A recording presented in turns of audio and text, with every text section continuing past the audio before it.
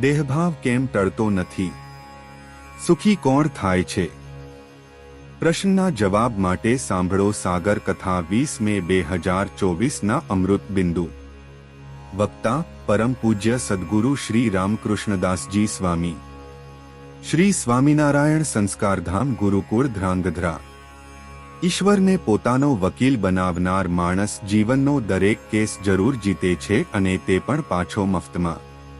આપણે હજુ આપણું બધું પરમાત્માને આપી શક્યા નથી, એટલે આપણને દેહભાવ ટળતો નથી, અને તેના કારણે માણસ કંઈક પોતાની ઈચ્છા અનુસાર જીવન જીવતો હોય છે. પરમાત્માની આજ્ઞાનો લોપ કરીને હજુ સુધી કોઈ સુખી થયો નથી, અને સુખી થશે પણ નહીં, એ બહુ નિશ્ચિત વાત છે. આપણી બુદ્ધિ, વિચારો, મન કહે તેમ ન કર્યા કરીએ, ભગવાનને ભગવાનના સત્પુરુષની મરજીમાં ને એમની આજ્ઞામાં રહીએ.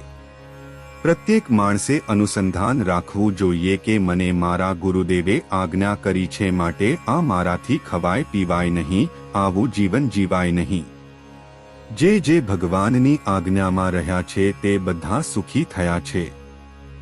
આખી જિંદગી બચાવે, જન્મો બચાવે એવું નોલેજ પરમહંસો આપણને મફતમાં આપે તોય જીવને એનું કાંઈ મૂલ્ય સમજાતું નથી. એનું કારણ શાપિત બુદ્ધિ છે.